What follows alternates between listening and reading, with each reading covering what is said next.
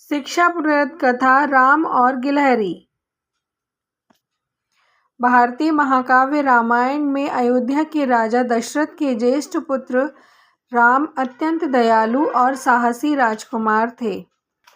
भाग्यवश राम, लक्ष्मण और सीता को कई वर्ष अयोध्या से दूर वन में रहकर बिताने पड़े थे। वनवास की इस अवधि में 10 सिर वाले लंका के शक्तिशाली राजा रावण ने सीता का अपहरण कर उन्हें अशोक वाटिका में कैद कर लिया था।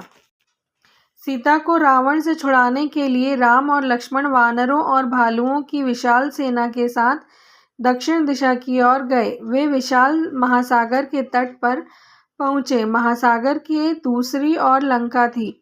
वहां की स्थिति देखकर लक्ष्मण ने कहा, हम लोग इस महासागर को कैसे पार करेंगे?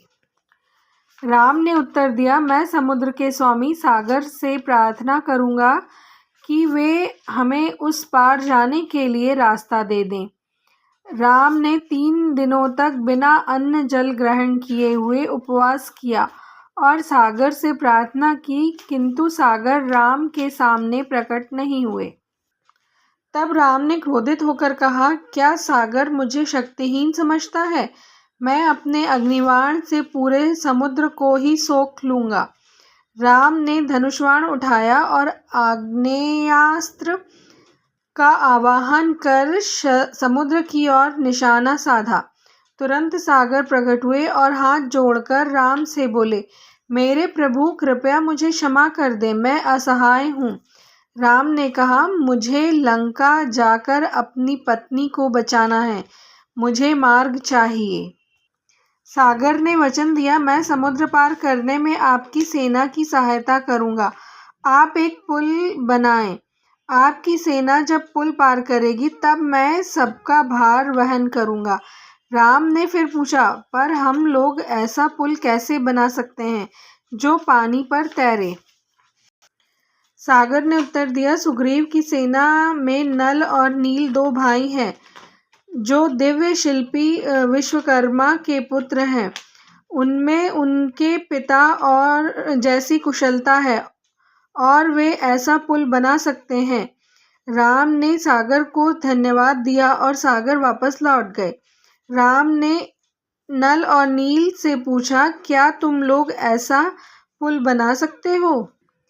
नल ने उत्तर दिया, जी महाराज, पर सामग्री एकत्रित करने के लिए हमें वानरों और भालुओं की सहायता चाहिए होगी।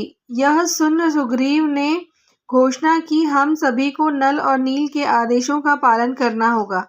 नल ने वानरों और भालुओं को आदेश दिया कि जाओ, बड़े बड़े पेड़, पत्थर और चट्टानों को उठा लाओ।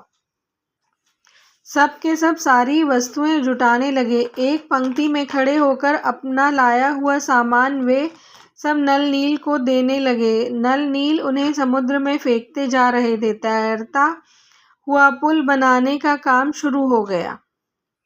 एक बार नल नील को एक ऋषि ने श्राप दिया था कि वे जो भी वस्तु पानी में फेंकेंगे वह तैरने लगेगी। इस समय उन्होंने उसी श्राप का सदुपयोग किया था। पवन पुत्र हनुमान सेना के सेनापतियों में एक एवं राम के परम भक्त थे। उन्होंने सोचा कि ऐसा करने से तो पुल बनाने में बहुत समय लगेगा। अपनी विशेष शक्तियों का उपयोग कर उन्होंने अपने शरीर का रूप अत्यंत विशाल कर लिया और उड़कर पर्वत लाने चले गए। वानर और भालू अथक परिश्रम कर रहे थे। मकड़ी तथा गिलहरी जैसे छोटे छोटे प्राणी भी छोटी छोटी वस्तुएं लाकर पुल बनाने में सहायता कर रहे थे। जैसे ही हनुमान ने एक विशाल पर्वत शिखर को उठाया तो उन्होंने देखा कि एक नन्ही गिलहरी पानी में कंकड़ फेंक रही थी। यह देखकर वानरों ने हंसना शुरू कर दिया। वे चिल्लाए, देखो देखो, उस छोटी गिलहरी को देखो, वह पुल बनाने की कोशिश कर रही है।